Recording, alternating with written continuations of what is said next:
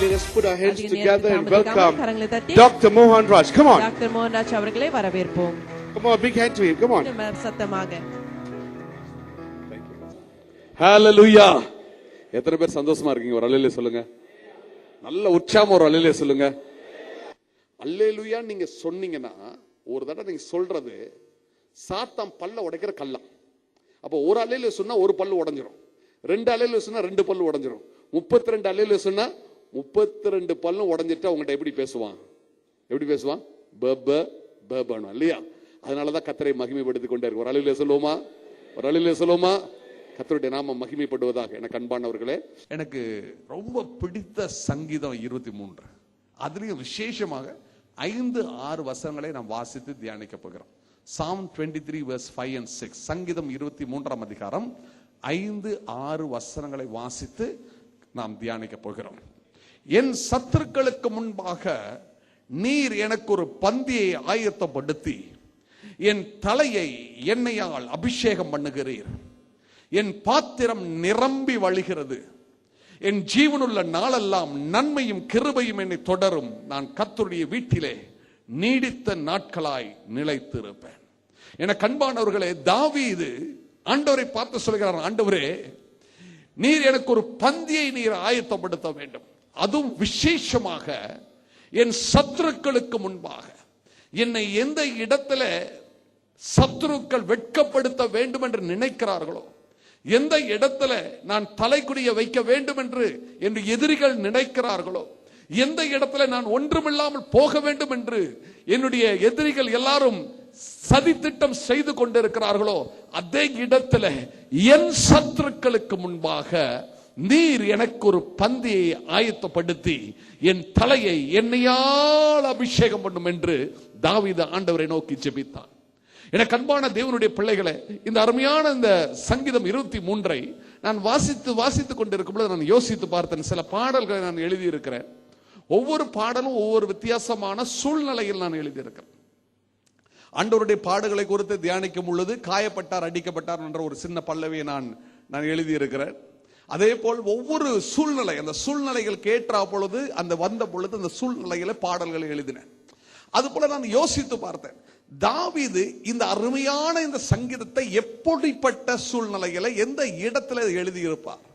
என் கற்பனையில யோசிக்க ஆரம்பித்தேன். I want to imagine and under what circumstances he would have written this beautiful Psalm 23. எந்த சூழ்நிலையில எழுதியிருப்பார்? நான் யோசிக்கும் பொழுது என் மனதில் பட்ட ஒரு சம்பவத்தை உங்கள் முன்பாக வைக்க விரும்புகிறேன். 1 சாமுவேல் 16ஆம் அதிகாரம், 1 சாமுவேல் 16ஆம் அதிகாரம், 1 Samuel chapter 16, 16ஆம் அதிகாரத்தில் நீங்கள் போகும் பொழுது என்ன பேசுகிறார் என்றால், சாமுவேலே நான் சவுலை தள்ளிவிட்டேன். சாமுவேல் என்ற தீர்க்கதரிசியிலே ஆண்டவர் சொல்கிறார், நான் சவுலை தள்ளிவிட்டேன், நீ என்ன செய்ய? பெத்லகேமுக்கு போ என்று சொல்கிறார். இப்ப சாமுவேல் என்கிற தீர்க்கதரிசி, who is he? He is the king maker. அவர்தான் ராஜாக்களை உருவாக்குகிறவர். அவர் என்ன செய்கிறார்? அவர் இப்பொழுது ஒரு சிறிய கிராமத்திற்கு, பெத்லகேம் என்கிற ஒரு சிறிய கிராமத்திற்கு வருகிறார். இந்த பெத்லகேம் என்ற கிராமத்துக்கு வரும்பொழுது அங்குள்ள மக்கள் எல்லாரும், பெரியவர்கள் எல்லாரும் பயப்படுகிறார்கள். ஐயோ, எதற்காக வந்திருக்கிறார்? ஏன் சொல்லாமல் கொள்ளாமல் இங்க வந்திருக்கிறார்? இப்படி வைத்துக் கொள்ளுங்க. ஒரு சின்ன ஒரு உதாரணம் சொல்றேன். இப்ப திடீர்னு நம்ம எல்லாம் சர்வீஸ் நடந்துட்டு இருக்கும்போது பெனிகன் இங்க வந்துட்டார். பெனிகன் இங்க வந்தா என்ன நினைப்போம்? எப்படி அவர் உண்மையில பெனிகனா? ஆமா பெனிகன் தான். எதுக்கு வந்தாரு? ஏன் சொல்லாம கொள்ளாம வந்தாரு? அது இந்த சர்ச்சுக்கு எதுக்கு வந்தாரு? இதே போல சூழ்நிலை தான் அந்த கிராமத்தில் அந்த நாட்கள்ல. இவ்வளவு பெரிய தீர்க்கதரிசி இந்த ஊருக்கு வந்திருக்கிறாரு. எதற்காக வந்தார்? ஏன் வந்தார்? எல்லாரும் பயந்து போய் இப்பொழுது கேட்கிறார்கள். அவள் கேட்கும் சொல்கிறார், இல்லப்பா நான் பழி விருந்து செய்ய வந்தேன். I came here to do a sacrifice என்று சொல்கிறார். பழி விருந்து செய்யும்படியாக நான் இங்கு வந்திருக்கிறேன் என்று சொல்கிறார். உடனே பழி விருந்து வந்த உடனே, பழி விருந்து என்று சொன்ன உடனே அவர் சொல்கிறார், ஈசாயின் குடும்பத்தில் உள்ளவர்கள் அழைச்சிட்டு வாங்க. ஈசாயின் குடும்பத்துக்கு அங்க ஒரு அழைப்பு கொடுக்கப்பட்டது. ஈசாயின் குடும்பத்தில் உள்ள எல்லாரையும் அழைக்கிறார்கள். இப்பொழுது ஈசாயின் குடும்பத்துக்கு நேராக உங்களை அழைத்து செல்கிறேன். காலைல எழுந்த உடனே எல்லாருடைய வேலை என்ன? ஆடு மேய்க்கிற வேலை. காலைல எந்திரிச்சு அவங்க என்ன செய்வாங்க? ஆடு மேய்க்க போவாங்க. ஆனா அன்னைக்குன்னு பார்த்தா எல்லாம் நல்லா குளிச்சு நல்ல சிறந்த உடைய உடுத்தி கொண்டு இருக்கிறாங்க. சின்ன தாவீது கேட்கிறாரு, அண்ணே என்னண்ணே வேலைக்கு போகாம என்னமோ நல்லா குளிச்சுக்கிட்டு இருக்கீங்க, என்ன விஷயம்? சாமுவேல் வந்திருக்கிறாரு. யாரு? எந்த சாமுவேல்? தீர்க்கதரிசியாகிய சாமுவேல். தீர்க்கதரிசி தீர்க்கதரிசியாகிய சாமுவேலா நம்ம ஊருக்கு வந்திருக்கிறாரா? ஆமா, நம்ம ஊருக்கு தான் வந்திருக்கிறாரு. அப்ப சொல்லியிருப்பாங்க, எங்களெல்லாம் கூப்பிட்டு இருக்கிறாரு, நாங்கெல்லாம் போக போறோம். சின்ன பையன், அண்ணே நான் கூட வரவாண்ணே. மூத்தவன் சொல்லிருப்பான், இல்ல இல்ல நீ சின்ன பையன், நீ வரக்கூடாது. ரெண்டாவது அண்ணன் போயிருப்பான், நீ வரக்கூடாது. மூணாவது அண்ணன் வரக்கூடாது. 7 அண்ணன் விரட்டி விட்டாங்க. அப்பாட்ட போயிருப்பான், அப்பா சொல்லியிருப்பார், நீ சின்ன பையன்பா, அது பெரிய தீர்க்கதரிசி வந்திருக்கிறாரு, பழி விருந்துக்காக வந்திருக்கிறார், நீ என்ன செய்ய போற சின்ன பையன், ஒன்னாங்க கூப்பிடலப்பா, நீ வராத. இப்படி சில அப்பாவும் தள்ளிட்டாங்க, அம்மா தள்ளிட்டாங்க, சொந்த சகோதரர்கள் தள்ளிட்டாங்க. தாவீதுடைய சகோதரர்கள்லாம் யோசித்தாங்க, இவனை வீட்டில் விட்டு போனா எங்கேயாவது அந்த பாட்டிக்கு வந்துருவான், இவனை ஏதாவது செஞ்சு ஆகணும்னு சொல்லி அவனை கூப்பிட்டு, ஏன்பா நாங்கெல்லாம் பாட்டிக்கு போறோம், இங்க பாருப்பா இந்த ஆடுலாம் பாவம் இல்லப்பா, இந்த பாவம் தானே இந்த ஆடுலாம், இந்த ஆட்டுக்கு யார் சாப்பாடு கொடுப்பா, நீதான்பா பார்த்துக்கணும் எடுத்து சொல்லி அவனை கன்வின்ஸ் பண்ணி ஆடுகளோடு அனுப்பிச்சுட்டான். நல்லா கவனிங்க. இப்ப ஆடுகளை மேய்ச்சிட்டு போறாரு, வெளியே வரும்போது, ஊருக்கு வெளியே வரும்போது சுத்தி முத்தி பார்க்கிறாரு, யாரையுமே காணோம், யாரும் காணோம், ஊர்ல உள்ளவங்க யாருமே காணோம். ஏன்னா எல்லாரும் ஊரே அந்த பந்திக்கு போய் கொண்டு இருக்கிறாரு.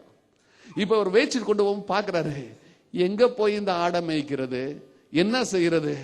ஆண்டவரை பார்த்து சொல்றாரு, ஆண்டவரே கர்த்தர் என் மேய்ப்பர், நான் தாழ்ச்சி அடையேன், என்னை புல்லுள்ள இடங்களில மேய்த்து அமர்ந்த தண்ணீர் அடையில கொண்டு போய் நிறுத்த ஆண்டவரே. திடீர்னு மனசுல நினைக்கிறோம், ஐயோ நம்ம தனியா இருக்கிறோமே, ஏதோ சிங்கம் வந்தா கரடி வந்தா என்ன செய்ய, நான் மரண இருளின் பள்ளத்தாக்கில் நடந்தாலும் பொல்லாப்புக்கு பயப்படேன், தேவரீர் என்னோட கூட இருக்கிறேன், உமது கோலும் தடியும் என்னை தேற்றும். இப்ப பாருங்க, இவர் இப்படி இந்த பாட்டை பாடிக்கிட்டு இருக்கிறாரு. இப்ப உங்களை அப்படியே வச்சுட்டு என்ன சொல்றது, சினிமாவில் சொல்றப்பல சீன் பை சீன், இங்க அப்படியே இன்னொரு சீன் கொண்டு போறேன். அங்க என்ன நடக்குதுன்னா, பழி விருந்து. பழி விருந்து ஆயத்தமாக்கி விட்டது. பழி விருந்து என்ன நடந்துகிட்டு இருக்கு, எல்லாரும் வந்துட்டாங்க, ஊர் மக்கள் எல்லாம் வந்துட்டாங்க. ஊர் மக்கள் எல்லாம் வந்த உடனே சாமுவேல் உட்கார்ந்து இருக்கிறாரு. சாமுவேல் என்ன சொல்றாரு, ஈசாயின் குடும்பத்துல வரச்சொல்லுப்பா, மூத்தவனை வரச்சொல்லு. மூத்தவன் வரான், ஆள் வாட்ட சட்டமா இருக்கிறான், நினைக்கிறாரு ஆண்டவர் இவனை தான் ராஜாவா தெரிந்து இருக்கிறாரு, அபிஷேக தைலத்தை அப்படி எடுக்கிறாரு. ஆண்டவர் சொல்றாரு, நீயோ முகத்தை பாக்குறப்பா, நான் இருதயத்தை பாக்குறேன், இவன் இல்ல. அப்படியே ஆண்டவரே நெக்ஸ்ட், அடுத்தது, அடுத்தவன் வாப்பான்றாரு, அடுத்தவன் வரான், இல்ல, நெக்ஸ்ட் இல்ல, நெக்ஸ்ட் இல்ல, இப்படி 7 பேர் வந்துட்டாங்க. நல்ல கவனிங்க. சாமுவேல் கேட்கிறாரு ஈசாயை பார்த்து, வேற யாராவது உங்க வீட்டில் இருக்கிறாங்களா? அம்மானு ஒருத்தன் இருக்கிறான். என்ன செய்யறான்? ஆடு மேய்ச்சிக்கிட்டு இருக்கான். கவனிங்க, ஆடு மேய்த்து கொண்டு இருக்கிறான். அந்த வசனத்தை வாசித்தீங்கன்னா அவர் சொல்றாரு, அவன் இங்கு வரும் மட்டும் நான் பந்தியில் அமர மாட்டேன். I will not sit here till he comes. Samuel அதை சொன்ன உடனே அந்த ஊர் மக்களுக்குள்ள என்ன நடந்திருக்கும், use your imagination to understand this, picturize this in your mind. உங்களுடைய கற்பனையில யோசித்து பாருங்க. சின்ன கிராமம், அந்த சின்ன கிராமத்தில் பெரிய ஆட்கள் எல்லாம் வந்திருக்கிறாங்க, மூத்தவர்கள் தலைவர்கள் எல்லாம் வந்திருக்கிறாங்க. இப்ப அந்த ஊருக்கு பெரிய ஸ்லாக்கியம் வந்திருக்கிறது. கிங் மேக்கர் ஹஸ் கம், ராஜாவை உருவாக்குறவர் வந்திருக்கிறார், பெரிய தீர்க்கதரிசி வந்திருக்கிறார், அந்த ஊருக்குள்ள வந்திருக்கிறார். இப்ப அந்த ஊரில் உள்ள மக்களோட உட்கார்ந்து விருந்து சாப்பிட வந்திருக்கிறார். You know, you can't even go near him. அவர் பக்கத்துல கூட நீங்க போக முடியாது. ராஜாவிடத்துல அரண்மனையில இருக்கிற பெரிய மனுஷன் இப்பொழுது இந்த ஊருக்கு, இந்த சின்ன கிராமத்துக்கு வந்திருக்கிறார். ஊர் மக்கள் எல்லாம் நடுங்கி போய் ஏனோ ஏதோ என்று நினைக்கும் பொழுது, இல்லப்பா நான் பழி விருந்துக்கு தான் வந்திருக்கேன்னு சொன்னோன்னே எல்லாம் சமாதானமா இருக்கிறார்கள். இப்ப பழி விருந்துனா என்ன நடந்திருக்கு யோசித்து பாருங்க. இந்த பழி விருந்துல விருந்தும் இருந்து ஒரு குரூப் அங்க இன்சார்ஜ் ஆஃப் மெஸ் சுட சுட சாப்பாடு பண்ணிக்கிட்டு இருக்கிறாங்க. இங்க பழி விருந்து அப்படியே வந்து ஒரு stand still, it came to a stand still, நின்னு போச்சு. ஏன் நின்னு போச்சு? அந்த சாமுவேல் சொன்னாரு, அவன் இங்க வரும் மட்டும் நான் பழி விருந்தில் உட்கார மாட்டேன். I will not sit here till he comes. வேதத்துல வாசித்தீங்கன்னா அவர் வரும் மட்டும் நான் அமர மாட்டேன். என்ன நடந்திருக்கு யோசித்து பாருங்க. அந்த மூத்த தலைவர்லாம் ஒரு முறைச்சிருப்பாங்க. யார? ஈசாயின் குடும்பத்தை. ஈசாயின் குடும்பத்தை ஒரு முறைச்சொன்ன 7 அண்ணனும் 7 திசையில ஓடி இருப்பாங்க. யாரை தேடி? தாவீதை தேடி ஓடி இருப்பாங்க. தாவீது இப்ப அங்க உட்கார்ந்து இருக்கிறாரு. உட்கார்ந்து என்ன திரும்ப பாடிக்கிட்டு இருக்கிறாரு? என் சத்துருக்களுக்கு முன்பாக நீர் எனக்கு ஒரு பந்தியை ஆயத்தப்படுத்தி என் தலையை எண்ணெயால அபிஷேகம் பண்ணும். பாருங்க, இவர் பாடிக்கிட்டு இருக்கிறாரு. இவர் பாட்டு தான் பாடுறாரு. அங்க என்ன நடக்குது? யாருங்க சத்துரு? சொந்த சகோதரர்கள் விட்டுட்டு போயிட்டாங்க, அப்பா அம்மா விட்டு போயிட்டாங்க. எல்லாம் ஓடி வந்து சாமுவேல் தாவீதை கண்டுபிடிச்சு, தாவீதே நீ உடனே வாப்பா. எங்கட சாமுவேல் உன்னை கூப்பிடுறாரு. யாரு? தீர்க்கதரிசிய சாமுவேல் என்ன கூப்பிடுறாரா? பிரைஸ் தி லார்ட் அல்லேலூயா அப்படின்னு இருப்பாரு. அடுத்து என்ன செஞ்சிருப்பாரு, இருங்க நான் வீட்டுல போய் நல்லா குளிச்சு நல்ல உடையலாம். ஐயோ அதுக்கு நேரமே கிடையாது. அசிங்கமான உடையில இருக்கிறேன், ஆடு குட்டியோட உட்கார்ந்து இருக்கிற, நாத்தம் எடுக்க இல்ல நேரம் இல்ல, பந்தி விருந்து நின்று போச்சுப்பா. தூக்கி கூட்டிட்டு ஓடி கொண்டு வந்து நிறுத்தி இருப்பாங்க. வேதத்தை வாசித்தீங்கன்னா அவர் என்ன செய்யறாரு, 1 சாமுவேல் 16-13 வாசித்தீங்கன்னா அந்த அபிஷேக தைலத்தை எடுத்து தாவீதின் சிரசில விட்டு வாசிப்போம். 1 சாமுவேல் 16-13. அப்பொழுது சாமுவேல் தைல கொம்பை எடுத்து அங்க அபிஷேகம் பண்ணாருங்க. அவன் சகோதரர்கள் in front of his brothers he anointed him. நல்லா கவனிப்பா, சகோதரர் என்ன செஞ்சாங்க, இவனை தள்ளிட்டாங்க. இவர் பாடுறாரு, என்ன பாடுறாரு, என் சத்துருக்களுக்கு முன்பாக நீர் எனக்கு ஒரு பந்தியை ஆயத்தப்படுத்தி. சொந்த அண்ணன் தான் எல்லாரும் அவர் விரட்டி அடிச்சாங்க. ஆனா இவர் பாட்டு பாடினதை ஆண்டவர் என்ன செஞ்சாரு, ஜெபத்தை கேட்டார். ஒரு அல்லேலூயா சொல்லுவோமா? எனக்கு அன்பான சகோதரன் சகோதரிய, இங்கே தாவீது பெற்ற முதல் அபிஷேகம், the first anointing David received. தாவீது பெற்ற முதல் அபிஷேகம் என்ன அபிஷேகம் தெரியுமா? தாவீது ஜெபம் பண்ணார், ஆண்டவரே என் சத்துருக்களுக்கு முன்பாக நீர் எனக்கு ஒரு பந்தியை ஆயத்தப்படுத்தி என் தலையை எண்ணெயால் அபிஷேகம் பண்ணுகிறேன், என் பாத்திரம் நிரம்பி வழியும் என்று அவன் ஜெபித்த பொழுது அந்த ஜெபத்தின் பதிலை கர்த்தர் தந்தார். ஒரு அல்லேலூயா சொல்லுவோமா? அப்ப ஒரு மனுஷனுடைய வாழ்க்கையில அபிஷேகம் எதை செய்கிறது? What is this? What the anointing is doing? அபிஷேகம் என்ன செய்கிறது? அந்த அபிஷேகம் என்ன செய்கிறது என்றால் உனக்குள் இருக்கிற அந்த தாகத்தை தீர்க்கிறது. It quenches the thirst. உனக்குள் இருக்கிற தாகம். எனக்கு அன்பு சகோதர சகோதரியே, ஒரு மனுஷனுக்குள்ளே ஏதோ ஒரு தாகம் இருந்து கொண்டிருக்கிறது. அந்த தாகத்தை அவனால் தீர்க்க முடியாமல் அவன் என்ன செய்கிறான், நான் பணத்தை நோக்கி ஓடுகிறான், பணத்தை சம்பாதிக்கிறான், ஆனால் பணம் அவன் தாகத்தை தீர்ப்பதில்லை. இச்சைகளை செய்து பார்க்கிறான், இச்சைகள் அவன் தாகத்தை தீர்ப்பதில்லை. அவனுடைய ஆத்துமா ஏதோ ஒன்றை வாஞ்சிக்கிறது. there is something which is in him that thirsteth. அவனுக்குள் ஏதோ ஒன்று தாகம் தாகம் தாகம் தாகமாய் இருக்கிறான். ஆத்துமா தாகம். மான்கள் நீரோட வாஞ்சிப்பது போல என் ஆத்துமா உம்மிலே தாகமாய் இருக்கிறது. எனக்கு அன்பானவர்களே, இந்த ஆத்துமா தாகத்தை யாருங்க தீர்க்க முடியும்? nobody can quench your thirst. உன்னுடைய ஆத்தும தாகத்தை இந்த உலகத்துல பணமோ, இந்த உலகத்தின் இன்பமோ, உலகத்துல இச்சைகளோ, உலகத்துல அதிகாரமோ, உலகத்தில் உள்ள எந்த ஒரு காரியமும் உனக்குள் இருக்கிற அந்த ஆத்தும தாகத்தை தீர்க்க முடியாது. யாரையா அந்த ஆத்தும தாகத்தை தீர்க்க முடியும் தெரியுமா? உன் ஆத்துமாவை படைத்த அந்த ஆண்டவர் தான் உன் ஆத்தும தாகத்தை தீர்க்க முடியும். அல்லேலூயா! உன்னை படைத்து உன் ஆத்துமாவை உனக்குள் வைத்திருக்கிற, ஜீவ சுவாசத்தை கொடுத்து உனக்குள் வைத்திருக்கிற அந்த ஆண்டவர் ஒருவர் தான் உன் தாகத்தை தீர்க்க முடியும். அபிஷேகத்தினாலே கர்த்தர் என்ன தெரியுமா செய்கிறாரு? உள்ளான மனுஷனுடைய தாகத்தை தீர்க்கிறார். உள்ளான மனுஷனுடைய தாகத்தை தீர்க்கிறார். நல்லா கவனிப்போம். I'm going to speak about the 4 different kinds of anointing. 4 விதமான அபிஷேகங்களை குறித்து நான் பேச போகிறேன்.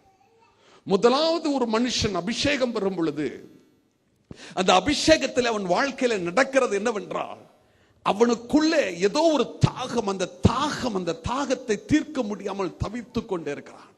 ஆனால் ஆவியானவரோ அவனுக்குள் வரும்ல. அதான் இயேசு சொன்னாரு, ஒருவன் தாகமாய் இருந்தால் என்னிடத்தில் வர கடவான். இயேசு சொன்னார், if anybody is thirsty let him come to me என்றார்.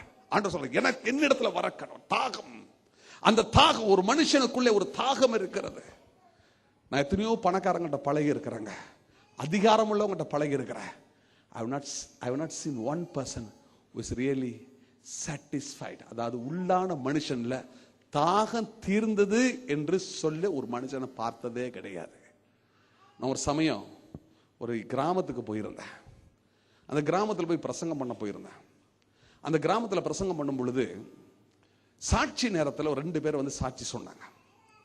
அந்த என்ன சாட்சி சொன்னாங்கன்னா, அதுக்கு முந்தின நேரம் பயங்கர மழை பெய்து காத்து அடிச்சு அந்த கூரை அப்படியே, அவங்க வீட்டு கூரை அப்படியே தூக்குச்சான். கணவன் மனைவி அந்த நடு சட்டத்தை அப்படி பிடிச்சிட்டு ஸ்தோத்திரம் ஸ்தோத்திரம் ஸ்தோத்திரம் சொல்லி ஜெபம் பண்ணாங்க. அப்படியே அந்த கூரை இறங்கிருச்சு. கொஞ்ச நேரம் கழிச்சு திருப்பி மழை வந்துச்சு, காத்து அடிச்சிச்சு, கூரை மேல போச்சு. 2 பேரும் பிடிச்சு ஸ்தோத்திரம் ஸ்தோத்திரம் நாங்க இறங்குச்சு. இப்படி ராத்திரிலாம் போராடிக்கிட்டு இருந்தாங்க. ஒரு 2 மணி 3 மணி ஆச்சு. அதுக்கப்புறம் மழை நின்றது, தூங்கிட்டாங்க. காலையில் வந்து சபையில் சொல்றாங்க, ராத்திரிலாம் போராடினோம், எங்க கூரை அப்படியே இறங்குச்சு. காலையில வெளியே வந்து பார்த்தா எங்க சுத்தி உள்ள ஒரு கூரை கூட, ஒரு குடிசை வீடு கூட இல்லைங்க, எங்க வீடு மட்டும்தான் இருந்துச்சு என்று அவங்க சொல்லும் முகத்தை பார்த்தேன். என்ன ஒரு சந்தோஷம், என்ன ஒரு மகிழ்ச்சி, அவருக்குள்ள ஒரு சந்தோஷம். அந்த சந்தோஷமான அந்த முகத்தை இதுவரைக்கும் ஒரு பில்லியனர் முகத்துல கூட நான் பார்த்ததில்லை. அந்த கிராமத்துல அந்த இடத்துல கணவன் மனைவி சொன்ன அந்த சாட்சி என் உள்ளத்துல இவ்வளவு ஆழமா பதிஞ்சிருக்குன்னா அவங்க முகத்தை பார்த்தேன். அப்ப அந்த நாட்கள் நான் கஸ்டம்ஸ்ல வேலை பார்த்தேன். இந்த ஏழை மக்கள், குடிசையில வாழ்கிற இந்த மக்கள், இந்த மக்களுக்கு எவ்வளோ சந்தோஷம். அவங்க பாருங்க, ஆண்டவராக இயேசு எங்க குடும்பத்தை, எங்க ஜெபத்தை கேட்டு எங்க குடிசை இடிஞ்சு போகாம பாதுகாத்தாரு சொன்ன அவங்க சாட்சி. அப்ப நான் யோசித்து பார்த்தேன், இவங்க உள்ளான மனுஷனுக்குள்ள ஒரு தாகம், அந்த தாகத்தை இயேசு தான் தீர்த்தாருங்க. எனக்கு அன்பான சகோதர சகோதரியே, உனக்குள் இருக்கிற தாகம் தீர்க்க வேண்டும் என்றால் உன் தாகம் தீர்ப்பதற்காக தான் இயேசு சொன்னார், தாகமா இருக்கிறவன் என்னிடத்தில் வர கடவான். தாகமா இருக்கிற உன் தாகத்தை யார் தீர்க்க முடியும் என்று பார்த்தால் இயேசு தருகிற அந்த பரிசுத்த ஆவியானவர் தான். இயேசு கொடுக்கிற அந்த பரிசுத்த ஆவியானவர் உனக்குள்ளே வரும் பொழுது உன் தாகம் தீர்ந்து போகும். அந்த தாகம் தீர வேண்டும் என்றால் பரிசுத்தாவின் அபிஷேகம் நமக்கு தேவையாய் இருக்கிறது. பரிசுத்தாவின் வல்லமை நமக்கு தேவையாய் இருக்கிறது. இந்த அன்பான தேவனுடைய பிள்ளைகளை, தாகம் தீர்க்க வேண்டும். நம்முடைய தாகம் தீர்ப்பதற்கு ஒரே ஒரு வழி, இயேசு கொடுக்கிற பரிசுத்த ஆவியானவர். முதலாவது ஒரு மனுஷன் அவன் அபிஷேகத்தை பெறும் பொழுது அவனுக்குள்ள என்ன நடக்கிறது என்றால் அவன் தாகம் நீங்குகிறது. தாகம் நீங்குகிறது. இதுதான் அவன் வாழ்க்கையில முதல் நடக்கிற ஒரு காரியம். ஆனால் அநேகர் என்ன செய்கிறோம், அந்த லெவல்லே நின்றோம். தாவீது என்ன சொல்றாரு, ஆண்டவரே என் சத்துருக்களுக்கு முன்பாக நீர் எனக்கு ஒரு பந்தியை ஆயத்தப்படுத்தி என் தலை அணியால் அபிஷேகம் பண்ணுகிறீர். அபிஷேகத்தோட நின்றாதீங்க, ஆண்டவரே என் பாத்திரம் நிரம்பி வழிய வேண்டும். ஒரு அழிலே சொல்லுமா, ஒரு அழிலே சொல்லுமா. அப்படின்னா என்ன அர்த்தம்னா, அவன் ஒரு தடவை அபிஷேகம் பெற்றவன அதோட அவன் நிக்கல. ஆண்டவர் பார்த்து சொன்ன, ஆண்டவரே இன்னும் அதிகமான அபிஷேகம் எனக்கு தேவை, இன்னும் அபிஷேகம், அதிகமான அபிஷேகத்தை. Lord I need more of your anointing. இன்னும் அதிகமான அபிஷேகம் எனக்கு தேவை, இன்னும் அதிகமான அபிஷேகம் வேண்டும் என்று அவன் ஜெபிக்க ஆரம்பித்தான். முதலாவது அவன் பெற்ற அபிஷேகத்தில் நடந்தது, அவன் வாழ்க்கையில அவனுடைய தாகம் தீர்ந்தது. அவன் கேட்ட காரியம் நடந்தது. சங்கீதம் 20:4 வாசிக்கும் பொழுது, God fulfills the desire of your heart. உன் மன விருப்பத்தை கர்த்தர் நிறைவேற்றுகிறார். உனக்குள் இருக்கிற அந்த தாகம், அந்த தாகத்தை அவர் தீர்க்கிறார். ஆனால் அதோடு அவர் நிற்கவில்லை. தாவீது இரண்டாவது ஒரு அபிஷேகத்தை பெற்றுக்கொண்டான். வேதத்தை வாசிக்கும் பொழுது 2 சாமுவேல் 2ஆம் அதிகாரம் 4ஆம் வசனம். 2 Samuel chapter 2 verse 4. அப்பொழுது யூதாவின் மனுஷர் வந்து அங்கே தாவீதை, கர்த்தருக்கு ஸ்தோத்திரம். முதலாவது 1 சாமுவேல் 16:13 சாமுவேல் அபிஷேகம் பண்ணினார். இங்கே பார்க்கிறோம், யூதா மனுஷர் தாவீதை அபிஷேகம் பண்ணினார்கள். யூத மனுஷர்கள் தாவீதை அபிஷேகம் பண்ணினார்கள் என்று வேதத்தில் வாசிக்கிறோம். யூதா என்று சொல்லும் பொழுது அது அவனுடைய குலத்தை, அவனுடைய கோத்திரத்தை குறிக்கிறதா இருக்கிறது. தாவீது யூதாவின் கோத்திரத்தில் பிறந்தான். அவனுடைய சொந்த வம்சத்தார் அவனை ராஜாவை அபிஷேகம் பண்ணினாலும். கவனிப்போம், 1 சாமுவேல் 16:13 நடந்தது என்னன்னா, ராஜாவா அபிஷேகத்தை பெற்றுக்கொண்ட அவன் ராஜாவா உட்காரல, அவன் ராஜாவா மாறல. அந்த அபிஷேகம் தான் அவன் பெற்றான் தவிர அவன் ராஜாவா மாறல. ஆனா இங்க பார்க்கிற 2 சாமுவேல் 2ஆம் அதிகாரம் 4ஆம் வசனத்துல, இங்க யூதாவின் வம்சத்தார் அவனை அபிஷேகம் பண்ணினதனாலே யூதாவுக்கு அவன் ராஜாவாய் மாறினான். ஒரு அழில சொல்லுமா, அவனுடைய சொந்த கோத்திரத்துக்கு அவன் ராஜாவாய் மாறினான். இதை எதை குறிக்கிறது என்றால், ஆண்டவர் முதலாவது நமக்கு ஒரு அபிஷேகத்தை தருகிறார். அது நம்முடைய உள்ளத்தின் தாகத்தை தீர்க்கிறது. இந்த இரண்டாவது கொடுத்த இந்த அபிஷேகம் இது எதை குறிக்கிறது என்று பார்க்கும் பொழுது, symbolically if you see the second anointing, இது எதை குறிக்கிறது என்றால், அவனுடைய சொந்த, அதாவது யூத குலத்துக்கு அவன் ராஜாவானது போல ஆண்டவர் நமக்கு கொடுக்கிற அந்த அபிஷேகத்தினாலே நம்மை நாமே அரசாளுகிற ஒரு அதிகாரத்தை கர்த்தர் தருகிறார். ஒரு அழில சொல்லுமா பாருங்க, இது எது குறிக்குதுன்னா, உன்னுடைய மாம்சத்தை நீ அரசாளத்தக்கதாக, you can rule over your flesh. ஆண்டவர் சொல்றாரு, மாம்சம் பலவீனமானது, ஆவியோ உற்சாகமானது. The flesh is weak. There are many people in this world who are anointed. பரிசுத்தாவின் அபிஷேகம் பெற்று இருக்கிறாங்க, அந்த லெவல்ல தான் இருக்கிறாங்க. அடுத்த லெவலுக்கு போகாததுனால என்ன ஆகுதுன்னா, மாம்ச பலவீனங்கள் அவர்களை பிடித்து இழுக்குகிறது. மாம்ச பலவீனங்கள் அவர்களை பாவத்தில் விழ வைக்கிறது. அபிஷேகம் பெறதுக்கு முன்னால் எப்படி இருந்தாருங்க? கோபக்காரருங்க. இப்ப அபிஷேகம் பெற்ற வல்லமையோடு கோபமா பேசுறாருங்க. அபிஷேகம் பெறதுக்கு முன்னால முரடங்க, இப்ப கையெடுத்து அடிக்காம விடுறது இல்லைங்க. எதுக்கு? வல்லமை பெற்று கொண்டாராம். மாம்சம் தான் ஆளுது. எத்தனை பேர் பாருங்க, ஆண்டவருடைய பிள்ளைகள், அபிஷேகம் பெற்ற பிள்ளைகள் இன்று மாம்சத்தில் பலவீனம் இருப்பதற்கு காரணம் என்னவென்றால், they stayed in the same anointing. அவர்கள் பெற்றுக்கொண்ட அதே அபிஷேகத்தில் இருப்பதனால they are not able to rule over their life. அவருடைய வாழ்க்கையின் மேல் அதிகாரம் இல்லாதவர்களாக இருக்கிறார்கள். பிசாசு ஆட்டி படைச்சுக்கிட்டு இருக்கான், மாம்சத்தை ஆட்டி படைக்கிறான். இந்த மாம்சத்தை ஜெயிக்க வேண்டும் என்றால் உனக்குள் இருக்கிற அபிஷேகத்துல நீ அடுத்த லெவலுக்கு நீ போய்தான் ஆக வேண்டும். நீ அடுத்த லெவலுக்கு நீ போனாதான் உன் மாம்சத்தை ஜெயிக்க முடியும். வேதம் சொல்லுது, எவர்கள் ஆவியினால் நடத்தப்படுகிறார்கள், those who are led by the spirit of the Lord are the sons of God. யார் தேவனுடைய ஆவியினால நடத்தப்படுகிறார்களோ அவர்கள் தேவனுடைய புத்திரர்கள். Are you led by the spirit of God or are you led by your flesh? உன்னுடைய மாம்சம் உன்னை நடத்தி கொண்டிருக்கிறதா அல்லது ஆவியானவர் உன்னை நடத்தி கொண்டிருக்கிறாரா? உன்னை மாம்சம் நடத்திக்கிட்டு இருந்துச்சுன்னா you are only staying in the first level of anointing. முதலாவது பெற்ற அபிஷேகத்துல தான் இருக்கிறார். வேதத்தை வாசிக்கும் பொழுது 4 விதமான காரியங்கள் எசேக்கியேல் 47 சொல்லப்பட்டு இருக்கிறது. கணுக்கால் அளவு, முழங்கால் அளவு, இடுப்பளவு, நீந்துகிற அளவு. எசேக்கியேல் 47 verse 1 to 5 நீங்க வாசித்தீங்கன்னா there are 4 levels of anointing. Symbolically it says there are 4 levels of anointing. 4 விதமான அபிஷேகத்தை குறித்து சொல்லப்படுகிறது. அங்கே பார்க்கும் பொழுது கணுக்கால் அளவு அபிஷேகம், முழங்கால் அளவு அபிஷேகம், இடுப்பளவு அபிஷேகம், நீந்துகிற ஒரு அபிஷேகம். இங்கே தாவீதுடைய வாழ்க்கையில முதலாவது அவன் பெற்ற அபிஷேகத்தில் அவனுடைய தாகம் தீர்ந்தது. இரண்டாவது அவன் பெற்ற அபிஷேகத்தில் அவன் வாழ்க்கையில அவன் ராஜாவாய் மாறினான். அதே போல் கர்த்தர் அபிஷேகத்தின் மேல் அபிஷேகத்தை பெறும் பொழுது கர்த்தர் நம்மை நாமே அரசாளத்தக்கதாக கர்த்தர் நமக்கு கிருபை தருகிறவராய் இருக்கிற ஒரு அலையிலே சொல்லுவோமா? ஐயா, நான் ஆண்டவரை ஏற்றுக்கொண்டேன், அபிஷேகம் பெற்றேன், ஆனாலும் பாவம் செஞ்சுக்கிட்டே இருக்கிறேன். ஏன் தெரியுமா? நீங்க பெற்ற அந்த அபிஷேகத்திலே இருக்கிறீங்க. அதனாலதான் அடுத்த லெவலுக்கு வராதனாலதான் இன்னும் பாவத்திலே இருந்துகிட்டு இருக்கீங்க. கடைசி வரைக்கும் பாவம் நம்மளை சுத்தி தொடர்ந்து வரதான் செய்யும். பாவத்தை நம்ம ஜெயிக்க முடியும். நம்ம பாவத்துக்கு அடிமையாக வேண்டிய தேவையில்லை. எந்த மனுஷனுக்கும் சோதனை எந்த வயசுலயும் வரும். எந்த வயசுலயும் எந்த மனுஷனுக்கும் சோதனை வரும். 80 வயசுள்ள ஒரு பாஸ்டர்ட்ட ஒரு வாலிபன் போய் கேட்டான், ஐயா, பெண்களை பார்த்த உடனே இச்சையா பாக்குறேயா, எப்பயா என் கண்கள்ல இருந்து அந்த இச்சை போகும்? எந்த வயசுல என் கண்கள்ல இருந்து அந்த இச்சை போகும்? தயவுசெய்து சொல்லுங்கயா அப்படின்னு சொல்லி அந்த வாலிபன் போய் 80 வயசு உள்ள பாஸ்டர்ட்ட போய் கேட்டான். பாஸ்டர் கொஞ்ச நேரம் யோசிச்சுட்டு சொன்னாராம், எனக்கு அந்த வயசு வரும்போது நான் சொல்றேன் பண்ணாராம்.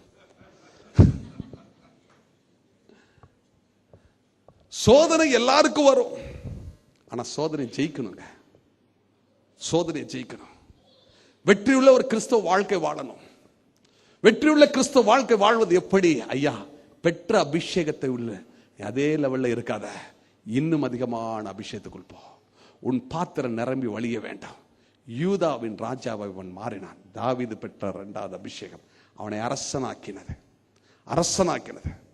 பாருங்க, தாவீது பெற்ற 3வது அபிஷேகத்துக்கு நேரம் நாம் படந்து போக போகிறோம். தாவீதுடைய வாழ்க்கையில வாசிக்கும் பொழுது 2 சாமுவேல் 5ஆம் அதிகாரம் 3ஆம் வசனத்தை வாசிப்போம். 2 சாமுவேல் 5ஆம் அதிகாரம் 3ஆம் வசனம். இஸ்ரவேலின் மூப்பர் எல்லாரும் எப்ரோனிலே ராஜாவின் இடத்தில் வந்தார்கள். தாவீது ராஜா எப்ரோனிலே கர்த்தருக்கு முன்பாக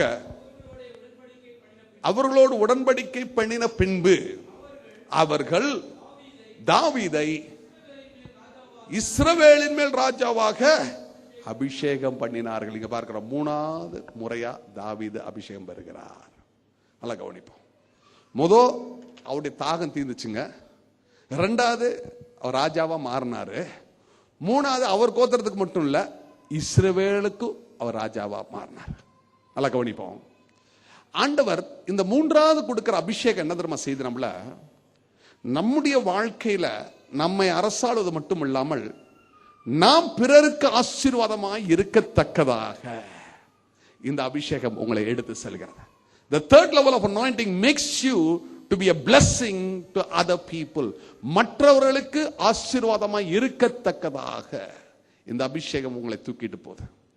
மற்றவர்களுடைய வாழ்க்கையில ஆசீர்வாதத்தை கொண்டு வருகிற, அதாவது மற்றவர்களுக்கு ஆசீர்வாதமாய் வாழத்தக்கதாக கர்த்தர் இந்த அபிஷேகத்தை உங்களுக்கு தர்றார்.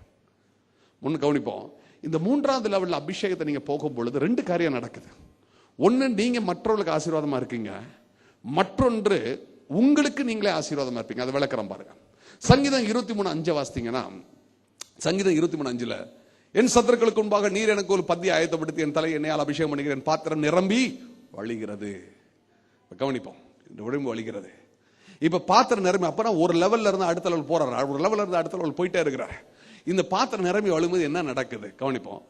யாராவது ரெண்டு பேர் இங்க ஸ்டேஜுக்கு வரீங்களா? தயவுசெய்து வரீங்களா? ரெண்டு பேர் ஸ்டேஜுக்கு வாங்க, குயிக்கா வாங்க, சீக்கிரம் வாங்க.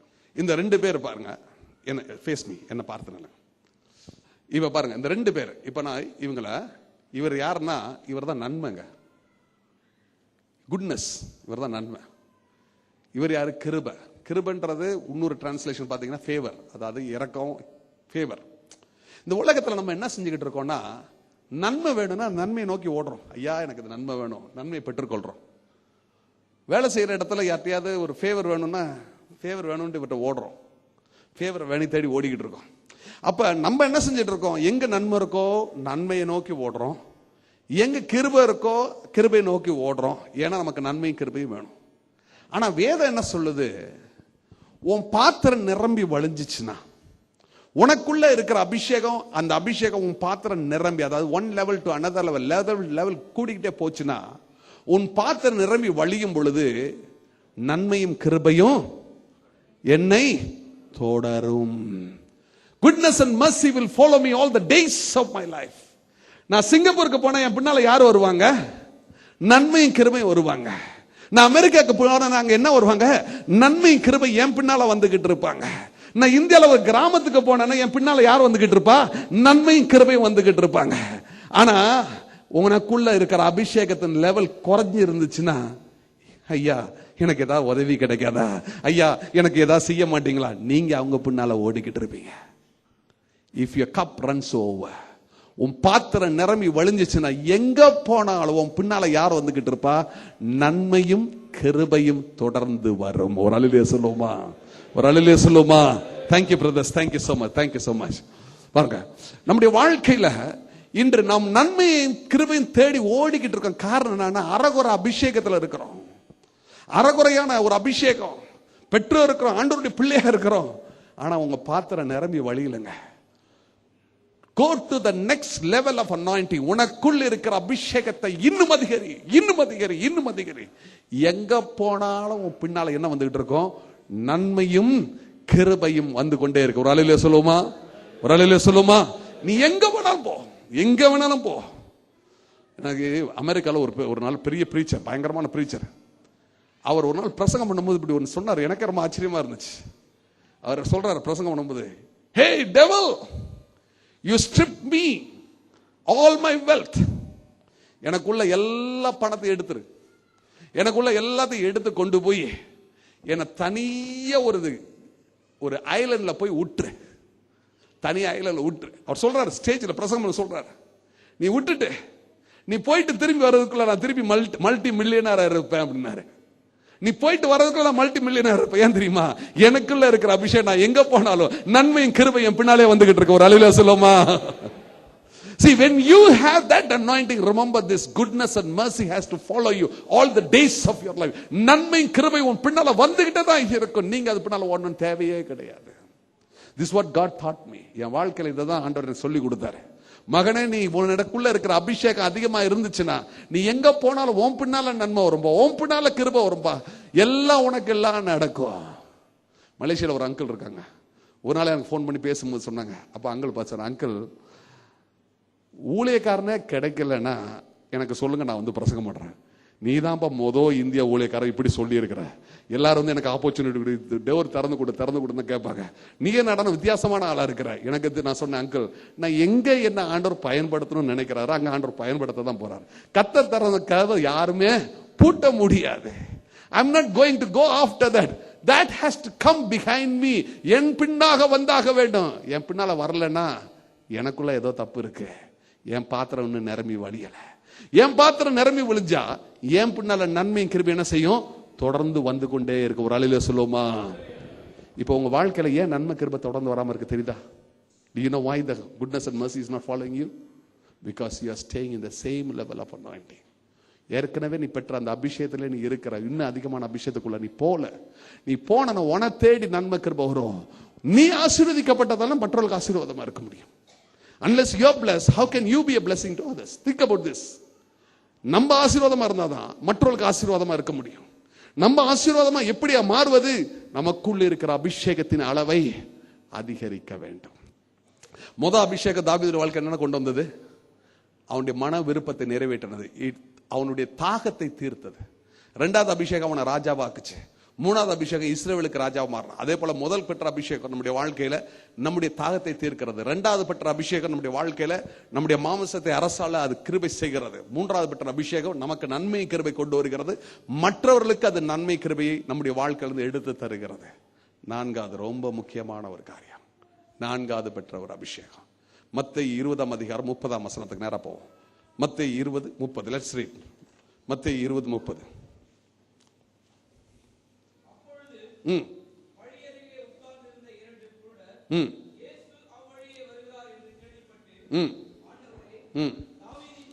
இயேசு என்ன சொன்னாங்க?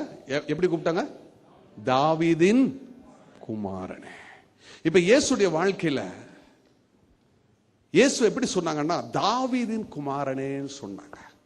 அப்ப இயேசுக்கு ஆண்டவர் என்ன எப்படிப்பட்ட அபிஷேகத்தை கொடுத்திருந்தாரா? யோவான் 3:34 வாசிப்போம். John chapter 3 verse 34.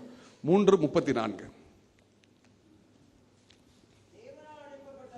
தேவனால் அனுப்பப்பட்டவர் தேவனுடைய வார்த்தைகளை பேசுகிறார்.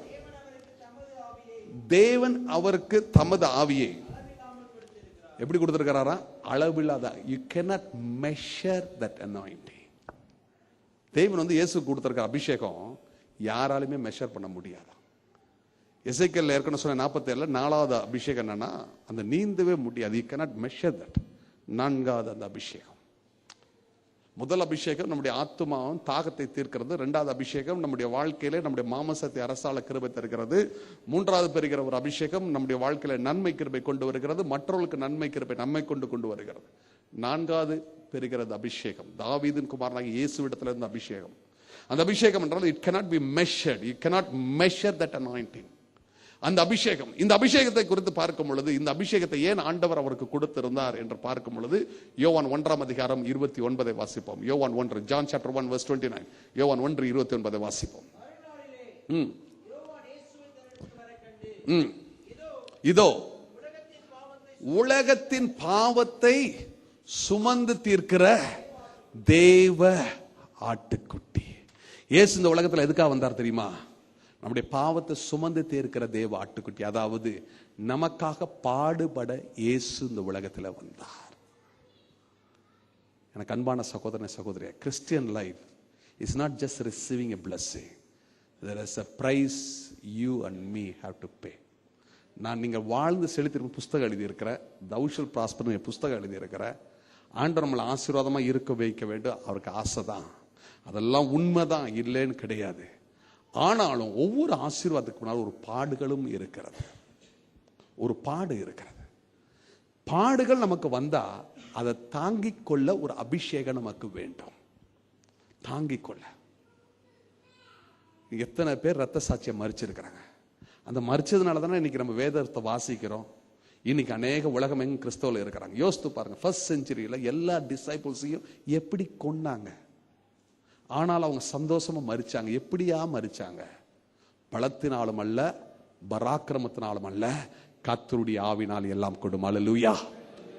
ஆண்டவருக்காக பாடுபடும் பொழுது நாம் நிர்மூலமாகாமல் இருப்பதற்கு கர்த்தர் ஒரு அபிஷேகத்தை தருகிறார். அல்லேலூயா சொல்லுமா, அல்லேலூயா சொல்லுமா. சிலர் ஆண்டவர் தெரிந்து கொள்ள, எல்லாரும் பாடுபடணும்னு சொல்லி நான் சொல்ல மாட்டேன். சிலரை கர்த்தர் தெரிந்து கொள்கிறார். அப்படி தெரிந்து கொள்கிறவங்க பாடுபடுகிற வேலையில, கிறிஸ்டியன் லைஃப்ல சில நேரத்தில் பாடு வந்த உடனே கைவிட்டுட்டான்னு நினைக்காதீங்க. நான் ரொம்ப பாடுபட்டவன், எனக்கு தெரியும் பாடுபட்டனா என்னான்ட்டு. 2006 நான் பட்ட பாடு அவ்வளோ சொல்ல முடியாத பாடு. சில ரவுடிகளால் மிரட்டப்பட்டேன். ஏன்னா நான் ஒரு இடத்துல முழங்கால் போட்டு அருவாளை வச்சு கழுத்தை வெட்ட போய் அந்த சூழ்நிலையிலிருந்து தப்பிச்சு வந்த பொழுது அந்த என் குடும்பமே பாதிக்கப்பட்டு பயத்தில் வாழ்ந்துகிட்டு இருந்தோம். பையனுக்கு பரீட்சை எழுத போகும்போது கண்ணில் செவந்து அக்கி வந்து கண்ணு தெரியாமல் போச்சு. கர்த்தருடைய நாம மகிமைக்கா சொல்றேன், ஆண்டவர் ஆச்சரியமா அவனை சுகம் கொடுத்தாரு. அது முடிஞ்ச பிறகு என் மனைவி ஒரு காரணம் இல்லாமல் மெட்ராஸ்ல இருந்து பாண்டிச்சேரிக்கு மாறி டிரான்ஸ்ஃபர் ஆயிட்டாங்க. போய் ஜாயின் பண்ணி 3 வாரத்தில் கீழே விழுந்து ஷோல்டர் போர்டு இறங்கிருச்சு. அதை கட்டு போட்டு 1 மாசம் வீட்டில் இருந்தாங்க. அது முடிஞ்ச பிறகு அப்பா இறந்துட்டாங்க. அப்பா இறந்த பிறகு ஒரு நாள் சர்ச் கேம்ப்ல என் மனைவியும் என் மகளும் ஓடும்போது கீழே விழுந்து என் மனைவியால் நடக்கவே முடியல. காலிலே ஸ்ட்ராங்கஸ்ட் நர்வ் அக்கிலஸ் டெண்டன் துண்டா உடஞ்சிருச்சு. அறுத்து ஆப்ரேட் பண்ணி கட்டி வச்சு படுக்கையா இருந்தாங்க. ஆஸ்பத்திரியிலேருந்து வீட்டுக்கு வந்த உடனே இயேசுவின் ரத்தம் ஒரு புஸ்தகம் இங்கிலீஷில் எழுதினேன். அதை மலேசியாவில் பிரிண்ட் பண்ணேன். அதை எடுத்துட்டு வர சொல்லி என் மனைவி சொன்னதுனால இங்கே வந்து அதை அந்த புக்கை எடுத்துட்டு நான் திரும்பி போறேன். லேண்ட் பண்ணி வெளியே வரும்போது மனைவி ஃபோன் பண்ணி சொல்றா, உடனே ஆஸ்பத்திரி போங்க, ஏர்போர்ட்ல இருந்து ஆஸ்பத்திரி போங்க, நம்ம மக என்ன நடந்துச்சுன்னு தெரியல, ஆஸ்பத்திரிக்கு எடுத்துட்டு போயிருக்காங்க. 16 வயசு மக உள்ள போறேன், ஆஸ்பத்திரிக்குள்ள போறேன், அவ இறந்துட்டான்னு சொல்றாங்க. 16 வயசு.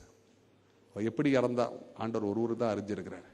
ஆனா பேப்பர்ல தாறுமாறா எழுதி, எல்லா பேப்பர்லயும் அசிங்கமா எழுதி, கேவலமா எழுதி, எல்லா பேப்பர்லயும் மாலை முரசு, தினத்தந்தி, இந்தியன் எக்ஸ்பிரஸ் எல்லா பேப்பர்லயும் தாறுமாறா எழுதி, அப்படி எழுதுனால இதை பார்த்து சர்ச்சில் என் மகளை அடக்கம் பண்றதுக்கு சர்ச்சு தரமாட்டேன், கல்ற தரமாட்டேன்னு சொல்லி அதனால 300 மைல் என் மகளை எடுத்துட்டு போய் மதுரையில் நான் அடக்கம் பண்ணேன்னா யோசித்து பாருங்க எவ்வளோ பாடுகளுக்குள்ள போயிருப்பேன். நான் அடக்கம் பண்ண பிறகு நான் தான் என் பிள்ளையை கொண்டுட்டேன்ற மாதிரி எல்லாரும் பார்க்க ஆரம்பிச்சாங்க. ஏதோ ஊழியக்காரங்க நான் பாவம் செஞ்சுட்டேன், பாவத்தில் விழுந்துட்டேன்ற மாதிரி பேச ஆரம்பிச்சாங்க. கிறிஸ்தவ பத்திரிகையில தாறுமாறா எழுத ஆரம்பிச்சாங்க. என் மேல நியாய தீர்ப்பு வந்தது மாதிரிலாம் சொல்ல ஆரம்பிச்சாங்க. வீட்டுக்கு வந்து எனக்கு ஆறுதல் சொல்றேன்னு ஜெபம் பண்ணிட்டு என்ன தெரியுமா சொன்னாங்க, என் மகன் நரகத்துக்கு போயிட்டான்னு சொல்லி தீர்க்க தரிசனம் சொல்லிட்டு போனாங்க.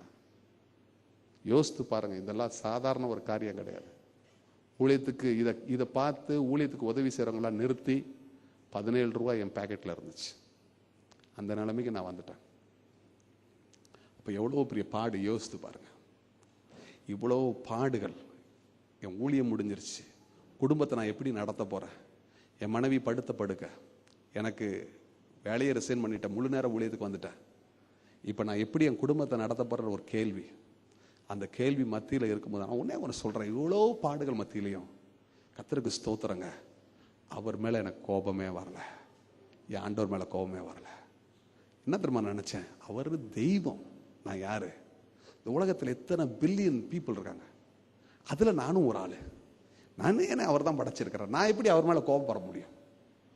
He is the creator, I'm just a created being. நான் எப்படி கோபப்பட முடியும்? ஒரு நாள் இப்படி ரொம்ப அழுது நான் சிவம் நம்ம கர்த்தர்கிட்ட பேசுறார், மகனே do you still love me? நீ இன்னும் என்ன நேசிக்கிற? ஆண்டவர் பார்த்து கேட்டேன், do you love me? ஆண்டவரே நீர் என்னை நேசிக்கிறீரா? ஆண்டவர் நம்ம சொன்னாரு, I loved you with an everlasting love. உன்னை அநாதி சிநேகத்தினால் நான் சிநேகித்து இருக்கிறேன். நான் அந்த சூழ்நிலை எவ்வளவு வருஷத்துக்கு முன்னால, 3 வருஷத்துக்கு முன்னாலதான். ஆனா இன்னைக்கு ஆண்டவர் சொல்றேன், ஆண்டவர் நான் மகிமைக்கா சொல்றேன், 6 டெலிவிஷன் சேனல்ல நான் பேசுறேன். முதல் முறையா இந்தியர்கள் எழுதின புஸ்தகம் அமெரிக்காவில் வெளியிட்டு இருக்கிறாங்க. எனக்கு அன்பானவர்களே, ஒரு 20 நாளைக்கு முன்னால ஹிந்துல, இந்தியாவில் இருந்து எல்லாம் வந்திருக்கு, ஹிந்துன்ற பேப்பர்ல என்னையும் என் மனைவியும் ஒரு பேட்டி எடுத்து, இவ்வளவு பிரச்சனைகள் இருந்தாலும் இந்த பிரச்சனைகளை எப்படி இவங்க தாண்டி வந்தாங்க அப்படின்னு சொல்லி ஒரு ரிப்போர்ட்டர் போட்டோ போட்டு எழுதி இருக்கிறான். யோசித்து பார்த்தேன், இது கர்த்தர் செய்யறாரா மனுஷன் செஞ்சாரா? அந்த பிரஸ் ரிப்போர்ட்டர் என்கிட்ட பேசிக்கிட்டே இருக்கும் பொழுது, உங்களுக்கு சுருக்கமாக தான் சொல்றேன், பேசிக்கிட்டே இருக்கும், அவன் கண்ணில் இருந்து தண்ணியா வருது. அவன் கேட்டான்ட்ட, எப்படி இதெல்லாம் நீ தாங்கின, இவ்வளோ வேதனை எப்படி தாங்கி இன்னும் இந்த பைபிள் எடுத்து இயேசுதான் தெய்வம் சொல்ற? அவனை சிரிச்சுட்டே பார்த்து சொன்னேன், என் துக்கத்தை என் ஆண்டவர் சந்தோஷமாய் மாற்றி இருக்கிறார். என் துக்கத்தை என் ஆண்டவர் சந்தோஷமாய் மாற்றி இருக்கிறார். நான் வெட்கப்பட்டு போவதில்லை. அவன் அழுகிறான். எனக்கு அன்பானவர்களே, இந்த புக்கு நான் அமெரிக்காவில் வெளியிட்ட உடனே ஒரு டிவி சேனலில் கூப்பிட்டுருந்தாங்க, WBN டிவி சேனலில் கூப்பிட்டுருந்தாங்க. போயிருந்தேன், புக்கை பற்றி பேசணும்னு சொல்லி போனது. ஏன் சாட்சி ஆரம்பிச்சேன், அதே 2 மணி நேரம் லைவ் டெலிகாஸ்ட் நடந்தது. இன்டர்வியூ பண்ணிகிட்டே இருக்கும் அந்த லேடி, கண்ணில் இருந்த லேடி அந்த அப்படியே கண்ணில் தனியாக வருது அந்த அம்மாவுக்கு. அந்த அம்மா கேட்டுச்சு, எப்படிப்பா நீ இவ்வளோ பாடுகளையும் நீ நிர்மூலமாக மறந்த, ஹவ் யூ டின் பிரேக், இவ்வளோ பாடுகளை நீ எப்படி தாங்கின? ஒரு பக்கம் மகம் மறிச்சிருக்கிற, மற்றொரு பக்கம் சோஷியல் ஸ்டிக்மா, மற்றொரு பக்கம் ஃபைனான்சியலி ப்ரோக், இவ்வளவும் தாண்டி எப்படி வந்த? அப்போ நான் சொன்னேன், not by might, not by power, but by the spirit of the lord. பலத்தினாலும் அல்ல, பராக்கிரமத்தினாலும் அல்ல, கர்த்தருடைய ஆவினாலே எல்லாம் கூடும். ஆண்டவர் என்னை வெட்கப்படுத்தவே இல்லைங்க, ஆண்டவர் என்னை வெட்கப்படுத்தவே இல்லை. என்ன ஆச்சரியமா, அந்த ரெஸ்டோரேஷன் பத்தி நான் பேசிக்கிட்டே இருக்கலாம். ஆண்டவர் என்னோடு பேசின காரியங்கள், எனக்கு வெளிப்படுத்தின ரகசியங்கள், ஆண்டவர் இந்த ஆவிக்குரிய புஸ்தகம் அந்த இயேசுவின் பாடுகள்ல அவ்வளவு ரகசியங்களை கர்த்தர் எனக்கு வெளிப்படுத்துற ஆச்சரியமா இருக்கு.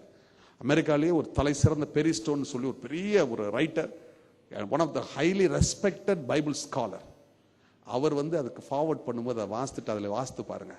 It is God's gift that God has given to you. வேதத்தின் ஆழங்களை அறிந்து கொள்ள, அப்ப I know I paid a price. எனக்கு அன்பானவர்களே, ஆனா இந்த கஷ்டத்துல நான் நிர்மூலமாக இருந்தேன். என்ன தெரியுமா? அவருடைய அபிஷேகம், அவருடைய அபிஷேகம். பாடுகள் மத்தியில நிர்மூலமாகாமலை நம்மளை காப்பதும் அபிஷேகம். ஆகவே இந்த அபிஷேகம் 4 காரியங்கள் நம்முடைய வாழ்க்கையில செய்கிறது.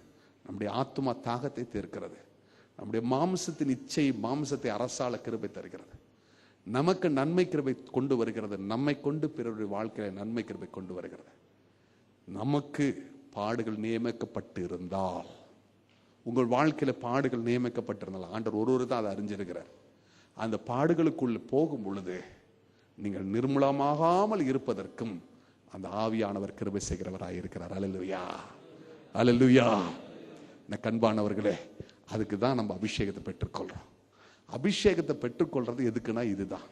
ஆனா பெற்ற அபிஷேகத்துல இன்னும் அதிகரித்து கொள்ள கொள்ள கொள்ள இந்த ஆசீர்வாதங்கள் நம்ம பின்னால வந்து கொண்டே இருக்கும். ஒரு அலையில சொல்லுவா, தாவீது சொன்ன, ஆண்டவரே என் சத்துருக்களுக்கு முன்பாக நீர் எனக்கு ஒரு பந்தியை ஆயத்தப்படுத்தி என் தலையை எண்ணெயால் அபிஷேகம் பண்ணுகிறேன். உங்க வாழ்க்கையில எப்படிப்பட்ட பிரச்சனைக்குள்ள போயிட்டு இருக்கீங்க எனக்கு தெரியாது. ஆனா இந்த நாள் ஆண்டவர் சொல்றாரு, உன் சத்துருக்களுக்கு முன்பாக நான் உனக்கு ஒரு பந்தியை ஆயத்தப்படுத்த போகிறேன், நான் உன்னை அபிஷேகம் பண்ண போகிறேன். உன் பாத்திரம் நிரம்பி வழிய போகிறது. இந்த பாத்திரம் நிரம்பி வழியும் பொழுது உன்னை தொடர்ந்து நன்மையும் கிருபையும் உன்னை தொடர்ந்து வரப்போகிறது. நீ கர்த்தருடைய வீட்டிலே நீடித்த நாட்களாய் நிலைத்திருப்பாய். கண்களை மூடி நாம் ஜெபம் பண்ணுவோம். ஹல்லேலூயா, ஹல்லேலூயா, ஹல்லேலூயா, ஹல்லேலூயா, ஹல்லேலூயா, ஹல்லேலூயா, ஹல்லேலூயா. எல்லாரும் கொஞ்ச நேரம், ஆண்டவரே இந்த வேளையில அபிஷேகத்தில் உள்ள இந்த ஆசீர்வாதங்களை, அபிஷேகத்தில் உள்ள இந்த அளவுகளை குறித்து நீர் எங்களோடு கூட நீர் பகிர்ந்து கொடுத்ததற்காக, வார்த்தையின் மூலம் வெளிப்படுத்தினதற்காக உமக்கு நன்றி ஆண்டவரே. ஆண்டவரே, தாவீது போல நாங்கள் இப்பொழுது ஜெபிக்கிறோம். என் சத்துருக்களுக்கு முன்பாக நீர் எனக்கு ஒரு பந்தியை ஆயத்தப்படுத்தி என் தலையை எண்ணெயால் அபிஷேகம் பண்ணும், எண்ணெயால் அபிஷேகம். பாருங்க, அபிஷேகம் பெறதுக்கு முன்னால ஒரு காரியத்தை உங்கள்கிட்ட சொல்றேன். அபிஷேகம் வேணும்னா முதல்ல நீங்க மனம் திரும்புங்க. பாவத்தில் இருக்க வரைக்கும் ஆண்டவர் அபிஷேகம் பண்ண முடியாது. நீங்க மனம் திரும்பி ஆண்டவர்கிட்ட கேளுங்க, அபிஷேகம் பண்ணுவாரு. அபிஷேகம் பெற்றவங்க ஆண்டவர்கிட்ட பார்த்து சொல்லுங்க, ஆண்டவரே எத்தனையோ முறை பாவத்தில் விழுந்து போனேன், அதே லெவல்ல நான் அபிஷேகத்தில் இருக்கிறதுனாலதான் இன்னும் அதிகமான அபிஷேகத்தை தாங்க. ஆண்டவர்கிட்ட கேட்கும் பொழுது மாம்சத்தை ஜெயிக்க கிருபை தராங்க. ஆண்டவர் வாழ்நாள் முழுதும் தரித்திரம், பாடுகள் இவதான் வாங்குறேன், நன்மை கிருபை என்ன தொடர்ந்து வரணும், இன்னும் அதிகமான அபிஷேகத்தை கேட்டுக்கொள்ளுங்க. வாழ்க்கையில பிரச்சனை தாங்க முடியல, ஆண்டவரே இன்னும் அதிகமான அபிஷேகத்தை தாங்க, கேளுங்க. பாடுகளே அப்படியே தாண்டி செல்ல கர்த்தர் கிருபை தருகிறார், தாங்கி சுமந்து தப்பு வைப்பார். ஆம் பிரியமானவர்களே, இப்பொழுது நம்ம எல்லாரும் ஒரு புதிய அபிஷேகத்தை கேட்க போறோம். பாத்திரம் நிரம்பி வழிகிற ஒரு அபிஷேகத்தை கேட்க போறோம். எத்தனை பேர் அதுக்கு ரெடியா இருக்கு? கை தூக்கி காட்டுங்க. கர்த்தருக்கு ஸ்தோத்திரம். எல்லாம் தேவசமூகத்தில் எழுந்திருப்போம், எல்லாம் தேவசமூகத்தில் எழுந்திருப்போம். எல்லாம் எழுந்து இந்த வேளையில், ஆண்டவரே என் பாத்திரம் நிரம்பி வழிகிற ஒரு அபிஷேகத்தை எனக்கு தாங்க என்று கர்த்தரிடத்துல நம்ம எல்லாரும் கேட்கிறோம். தாகத்தோடு கேட்போம். இதுவரை நீங்க இயேசு கிறிஸ்துவை சொந்த இரட்சகராய் ஏற்றுக்கொள்ளாமல் இருந்தால், எனக்கு அன்பு சகோதர சகோதரி, இப்ப ஆண்டவரை சொல்லுங்க, அன்றைய என் உள்ளான மனுஷனுடைய தாகத்தை தீர்ங்க. இப்பொழுது ஆண்டவரே அதற்கான அபிஷேகத்தை தாங்க. என் பாவத்தை உம்மிடத்தில் அறிக்கை செய்கிறேன், என்னை மன்னிங்க, உம்முடைய இரத்தத்தாலே என்னை கழுவுங்க. இப்பொழுது உம்முடைய அபிஷேக தைலத்தை என் மேல ஊற்றுங்க. உம்முடைய அபிஷேகம் இப்பொழுது என் மேல கடந்து வரட்டும். உன் வாயை விரிவாய் தர அதை நான் நிரப்புவேன். உன் வாயை விரிவாய் தர அதை நான் நிரப்புவேன். உன் வாயை விரிவாய் தர கர்த்தரிடத்தில் நீ விரிவாய் திறந்து நீ ஆண்டவரிடத்தில் கேட்கிற வேளையில கர்த்தர் உன்னை நிரப்புவா. கர்த்தர் உன்னை நிரப்புவா. கர்த்தர் உன்னை தேவா வல்லமை தாரும் தேவா. இன்றே தேவை தேவா இப்போ தாரும் தேவா. இன்றே தேவை தேவா இப்போ தாரும் தேவா. பெந்தெக்கோஸ்தே நாளை போல பெரிதான முழக்கத்தோடு பெந்தெக்கோஸ்தே நாளை போல பெரிதான முழக்கத்தோடு வல்லமையாக இறங்கி வரங்களினாலே நிரப்போ. வல்லமையாக இறங்கி வரங்களினாலே நிரப்பும். வல்லமை உன்னதத்தின் வல்லமை ஆவியின் வல்லமை அக்கினியின் ஆவியின் வல்லமை. ஹல்லேலூயா.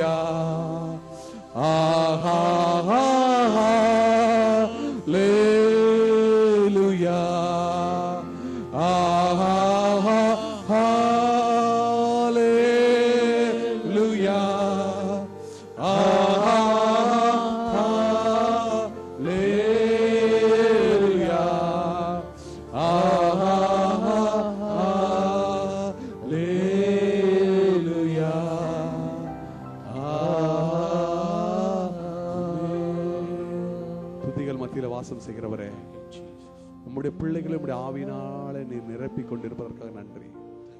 ஆவியானவர் எங்குண்டோ விடுதலை உண்டு. இந்த வேளையில் ஆண்டவரே, ஆவியானவருடைய நிறைவு உம்முடைய பிள்ளைகளுக்குள் வருகிற வேளையிலே அவர்கள் பாடுகள், வேதனைகள், துக்கங்கள் எல்லாம் நீங்கி போகட்டும். விடுதலை கிடைக்கட்டும் ஆண்டவரே.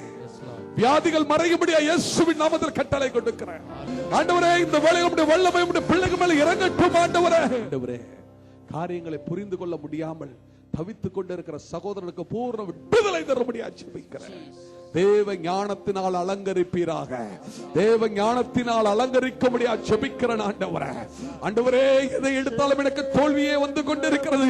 கவலைப்படுகிற சகோதரனை கர்த்தர் இப்பொழுது உன்னை அபிஷேகம் பண்ணி இந்த வேளையிலே இந்த நாளில் இருந்து நீ செய்வதெல்லாம் அவர் வாய்க்கப்பட போகிறார். Whatever you do it shall prosper. Hallelujah. கர்த்தருடைய வல்லமை இறங்கிக் கொண்டிருக்கிறது. கர்த்தருடைய மகிமை இறங்கிக் கொண்டிருக்கிறது. கர்த்தருடைய மகிமை இறங்கிக் கொண்டிருக்கிறது. நீ செய்கிற காரியங்கள் எல்லாவற்றையும் கர்த்தர் வாய்க்கப்பட போகிறார். ஹல்லேலூயா. உன் வீட்டிலே சமாதானம் இன்றி வேதனையோடு வந்திருக்கிற அன்பை சகோதரனே, ஆண்டவர் சொல்கிறார், இந்த நாளில் இருந்து உன் குடும்பத்தில் ஒரு விசேஷமான சமாதானத்தை நான் கட்டளையிடுகிறேன். கர்த்தருடைய சமாதானம் உன் வீட்டை அரசாள போகிறது. நீ இப்பொழுது பெற்றுக்கொண்ட இந்த அபிஷேகத்தோடு உன் வீட்டுக்குள்ளே பிரவேசிக்கிற வேளையில அந்த வீட்டில் இருக்கிற பொல்லாத சக்திகள், பொல்லாத கிரியைகள் அலறி ஓடி போகிறது. நீ செல்லும் இடமெல்லாம் நன்மையும் கிருபையும் தொடர்ந்து வரப்போகிறது. கர்த்தருடைய வல்லமை வல்லமையாக இப்பொழுது இறங்கிக் கொண்டிருக்கிறது. அநேகருடைய பலவீனங்களை கர்த்தருடைய வல்லமை இறங்குகிறது. குமாரன் விடுவித்தால் மெய்யாக விடுதலை ஆவீர்கள். இயேசு இப்பொழுது உங்களை விடுதலையாக்கி கொண்டிருக்கிறார். உங்களை சுகப்படுத்திக் கொண்டிருக்கிறார். உள் காயத்தை ஆற்றுகிறார். உங்கள் பலவீனங்கள் அவர் பலன் வல்லமையா இறங்கி கொண்டு இருக்கிறது. உங்கள் மன விருப்பத்தை அவர் நிறைவேற்றுவார். உங்கள் வாஞ்சை நிறைவேற்றுவார். உங்கள் குடும்பத்தில் ரட்சிப்பை கட்டளையிடுவார். ஆண்டவர் உங்கள் மேல அபிஷேகத்தை ஊற்றின தேவன் உங்கள் குடும்பம் முழுவதிலும் எல்லாரையும் அபிஷேகத்தினால நிரப்புவார். நீ விசுவாசித்தால் நீ உன் வீட்டார் ரட்சிக்கப்படுவீர்கள். உன் வீடு முழுவதிலும் நன்மை கிருபை தொடர்ந்து வரும். ஹல்லேலூயா. உன் கையின் பிரயாசத்தை கர்த்தர் ஆசீர்வதிப்பார். கலங்காத, திகாது. நான் உன்னை விட்டு விலகுவதும் இல்லை, உன்னை கைவிடுவதும் இல்லை. நீயோ கடன் வாங்காதிருப்பாய், கடன் கொடுப்பாய். நீ வருகையிலும் ஆசீர்வதிக்கப்பட்டிருப்பாய், போகையிலும் ஆசீர்வதிக்கப்பட்டிருப்பாய். உன் மாவும் தண்ணீரும் ஆசீர்வதிக்கப்படும். இதோ உனக்கு எதிராக வந்த ஒரு எதிரி 7 திசையில ஓடி போக போகிறார். கர்த்தர் உன்னை ஆசீர்வதித்து உன்னை மேன்மைப்படுத்த போகிறார். உன்னை வாளாக்காமல் தலையாக்குவார், கீழாக்காமல் மேலாக்குவார். கர்த்தர் அப்படிப்பட்ட ஒரு அபிஷேகத்தை நமக்கு தந்ததற்காக கரங்களை தட்டி கர்த்தருக்கு நன்றி செலுத்துவோம். ஹalleluya. ஆண்டவரே, சபை ஆசீர்வதி, சபை போதகர் குடும்பங்களை ஆசீர்வதி, சபை மூப்பர்களை ஆசீர்வதி, சபை பெருக கிருபை தாரும் இயேசு கிறிஸ்துவின் நாமத்தில் பிதாவே, ஆமென். Let's give another hand to Jesus. Come on. Thank you. Hallelujah. Hallelujah. Come on, turn to the person beside you and say, I was blessed today. பக்கத்துல பார்த்து சொல்லுங்க, நான் இன்று ஆசீர்வதிக்கப்பட்டேன். My cup is overflowing என்னுடைய today. பாத்திரம் இன்று நிரம்பி வழிகிறது. My cup is overflowing today. இந்த நாளிலே என் பாத்திரம் நிரம்பி வழிகிறது. Hallelujah. Hallelujah. Hallelujah. Hallelujah. We thank God for this wonderful word. இந்த அற்புதமான வார்த்தைக்காக கர்த்தருக்கு நன்றி செலுத்துகிறோம். How many of you are blessed today? எத்தனை பேர் இந்த நாள் ஆசீர்வதிக்கப்பட்டிருக்கிறீர்கள்? Hallelujah. Hallelujah. Hallelujah. Hallelujah.